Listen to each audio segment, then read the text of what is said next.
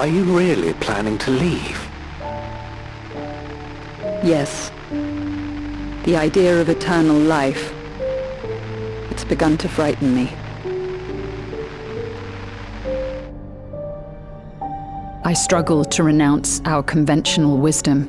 Death is the means by which life prunes its branches, leaving the trunk to grow strong and tall. We die so that our species may flourish. What would become of mankind were we to halt that process? If unending stagnation is the fruit of our labor, then perhaps we strive for the wrong thing.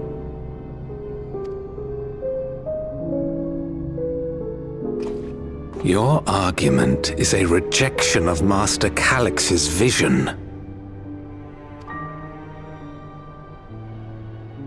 I suppose it is. Perhaps such dread would not plague me, were I capable of sharing his perspective on the subject. But I cannot. He and I are too different, in too many ways. I lack his extraordinary genius. I had no illness threatening to cut my life short, no singularity of will to cut away all distractions and focus solely upon research.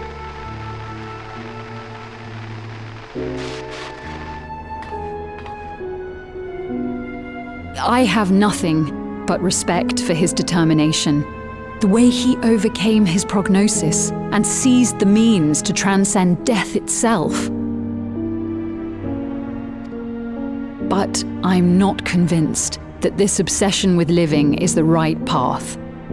That's why I've decided to leave preservation and put all my effort towards building a legacy for the next generation to come. Surely you...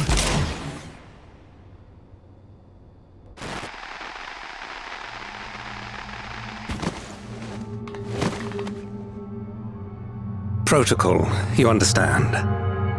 There can be no exceptions.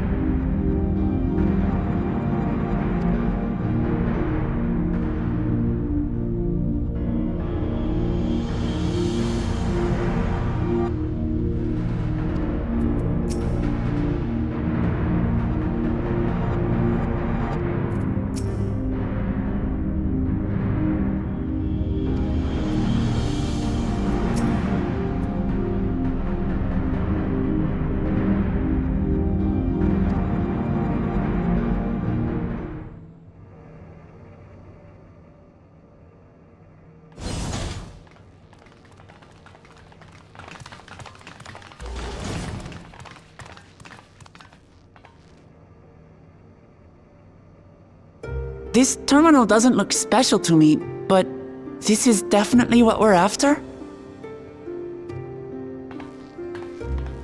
It is.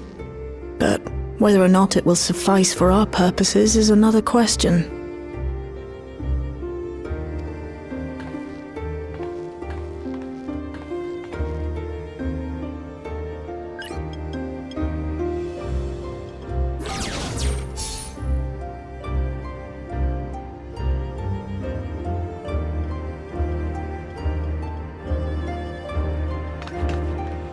The Endless are created using the memories of the deceased.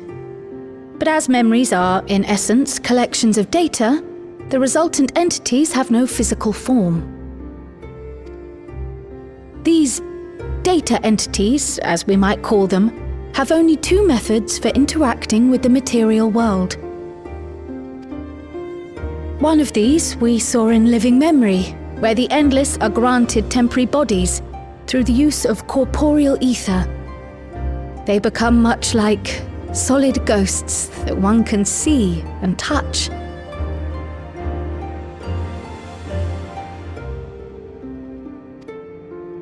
The other method, which Kafkiwa employed, is the remote operation of a machine. But where do you suppose the Endless are to be found when not inhabiting a physical body?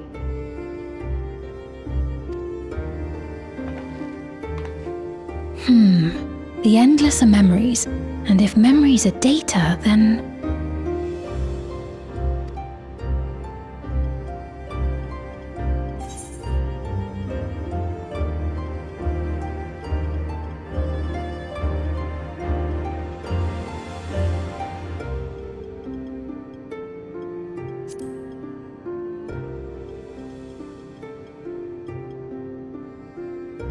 Yes, we suspect they reside in a virtual domain, one contained entirely within an electrope-based machine.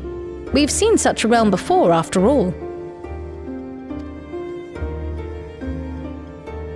Oh, you mean like the Alexandria made from the Endless Fiend's memories? It all seems so real. So this virtual domain, it would also be housed within the Meso terminal. But how? I thought we shut down all the terminals in Living Memory. You did. And Kafkiwa's program performed just as she intended. The Meso terminal itself was deactivated, as evidenced by the failure of the device which was keeping Spheen's body in stasis. Be that as it may, we face a master of electrope engineering. That he managed to partition and protect a sector harboring his own memories is well within the bounds of possibility. Let us say that the Meso terminal does indeed contain a second domain, and that Calyx himself resides there. This city, on the other hand, exists here in the source.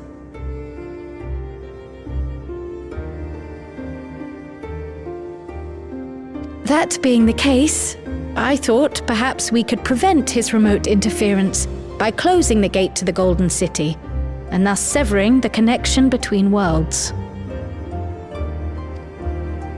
Except I tried to close it once already when I visited Living Memory.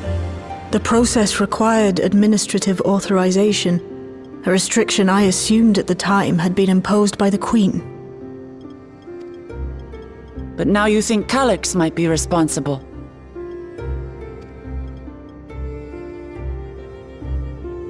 Just as I suspected. Even now, security transmissions from throughout the keep are being tapped by the core system and routed elsewhere.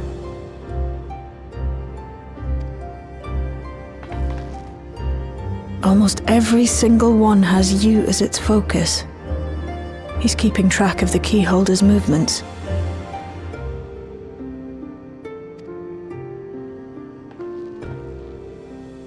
Time's up, and what a waste of time it's been.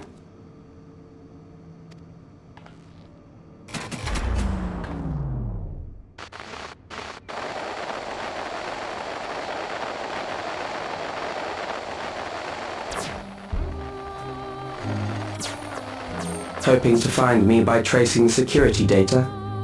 That will not be necessary.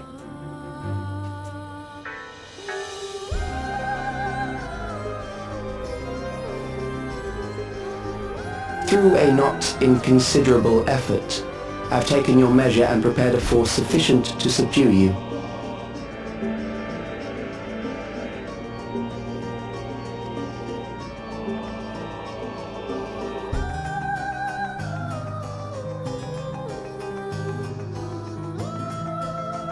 Come.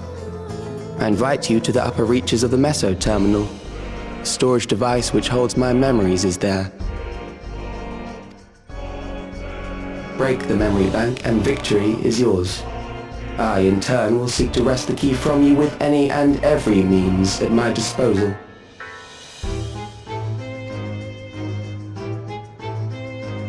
And if we refuse this invitation? I will wait and continue to convert Alexandrians into Endless.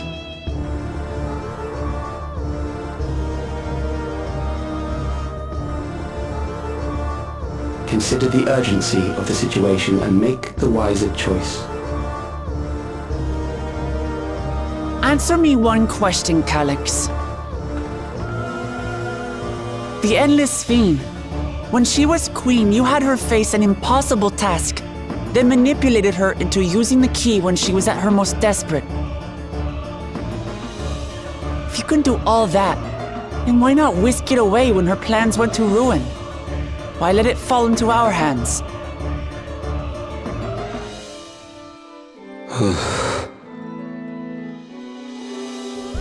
You pour salt in the wound.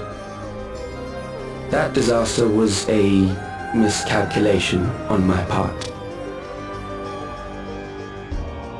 As her end drew near, Sphene and her restructured memories had become one with the terminal's control systems. In that singular place, in that singular moment, she wielded an authority greater than mine.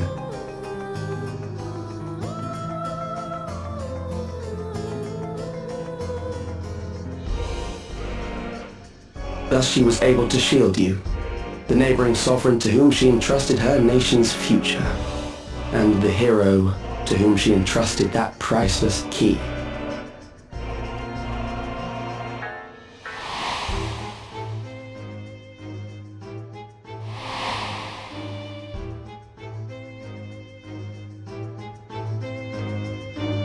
I am unsure to what degree she perceived my presence, but she knew that someone was watching. Does that satisfy your curiosity?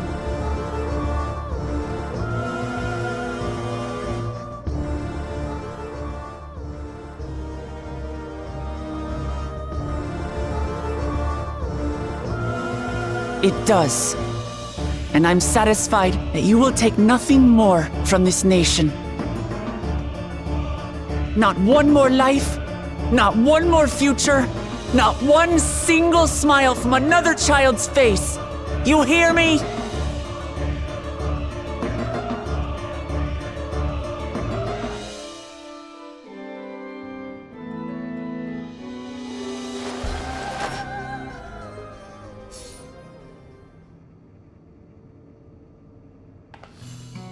Sorry for losing my temper. But there's only one way we can deal with people like Calyx. Whatever grand future he envisions, someone will be made to pay the price. And I won't let that happen.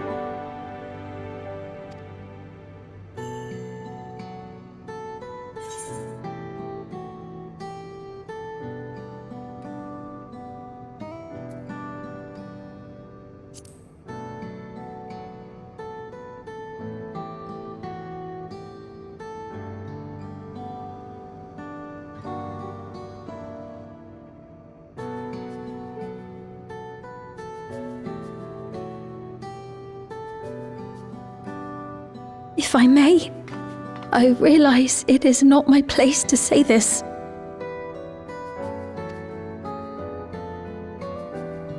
Even so, I must thank you both.